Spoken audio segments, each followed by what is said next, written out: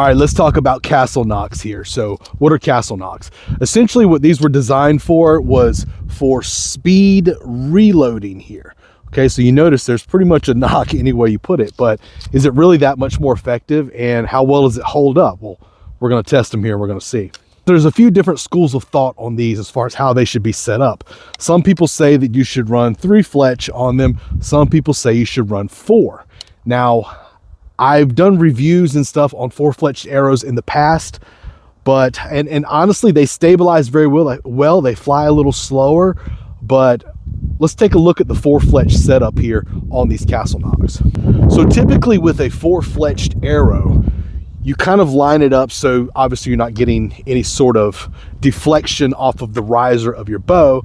With a 4-fletched arrow, it's a little bit different. So you can't use, so my jig is set up for the ability to do 3, 4, and even 6-fletched arrows. Why, I don't really know, but the 4-fletch arrow setup does not work for these castle nocks like you would think. What it does is it ends up putting them kind of offset, and you don't really want that because it's going to be moving against the riser. Now, obviously, you can use Katra to kind of limit this, but we want to give ourselves every bit of opportunity of success when we're shooting. So I had to do these a little bit different when I was setting them up. Let me show you. So essentially how I was running these through the jig was so that when you are actually knocking, we're actually going to be running somewhere in the middle here. Normally 4-fletch sets up like this. Okay, but as you can see, we had to set it up so whichever way the arrow was knocked, we always ended up kind of with this portion here against the riser. That's what we were going for. A lot of more work than just putting them in the fletching jig like normal, but we're going to see if it's worth it. I tend to find typically there's not that big of a difference, but I've also never run castle nocks before. So let's just see. Now, obviously I also have the standard 3-fletch setup, which I also kind of had to adjust on it too, because I didn't want any situation where any of these were really lining up in the wrong spot. So we had to kind of make adjustments there as well. All right, so the first big question, how well are these at speed knocking? So if you're not looking, can you just grab this thing and pull it onto the string? Well, you can somewhat. It does line up well. I probably think that these probably need to be round out just a little bit, but as far as just not looking and grabbing the arrow and trying to get it on there, I mean, that went right on, okay? And that's me not, there's nothing on here really to index. A lot of speed nocks, such as like the vermil nocks, once you grab them, you can kind of index where they're at.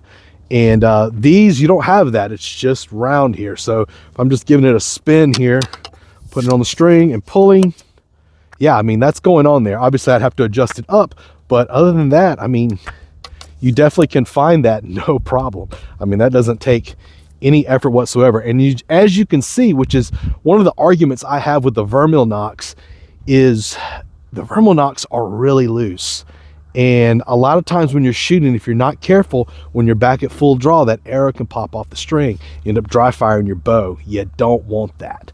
So a lot of times when I get vermil nocks, I actually have to do some adjustments on them to make them fit well on the string. But these right here, I mean, I can find that no problem. I don't even need to, it just kind of rolls right in.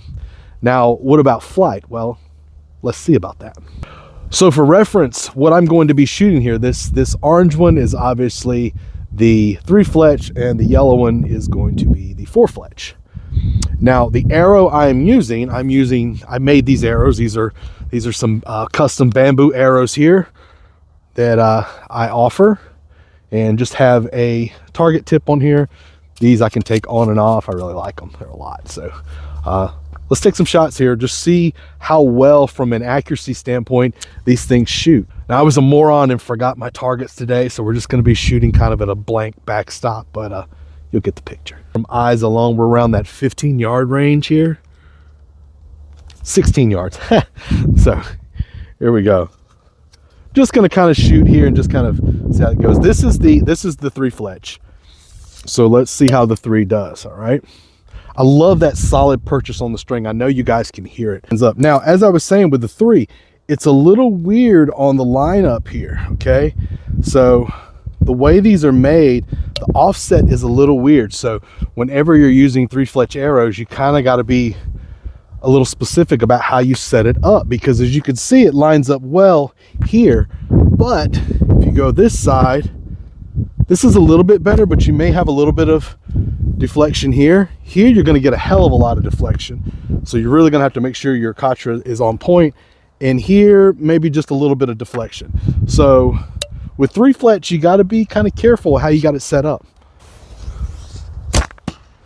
All right, first thing I notice here, flight on that shot was very much to the left, which is not normal for thumb draw. My point of aim is exactly the same as I normally would use, and the flight on that was quite erratic, to be perfectly honest.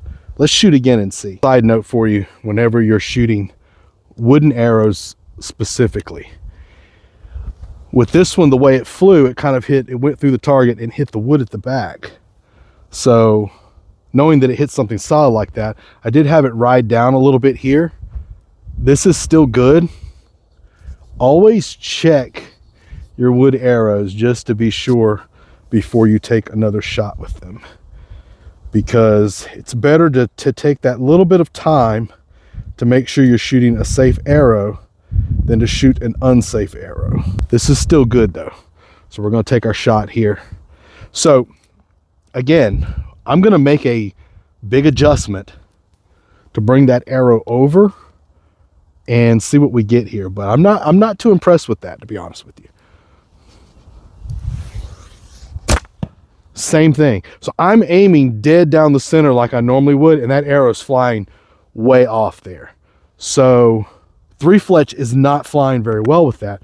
Let's see if we get a difference with 4. All right, so let's try our 4-fletched arrow here, see if we get any difference. The 3-fletch, I'm not very happy with the way that is flying. So we're gonna try the 4-fletched here and see if we get better performance using the Castle Nocks. I'm gonna aim the exact same way, exact same spot as I did before. So here we go.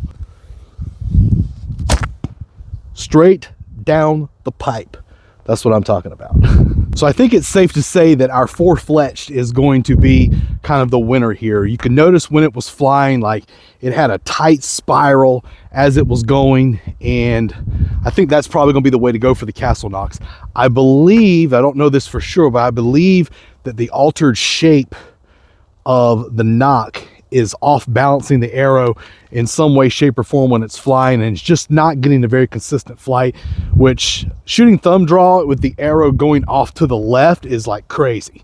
Okay, that does not normally something that happens for a right-handed shooter. So a lot of imbalance and inconsistency in that shot.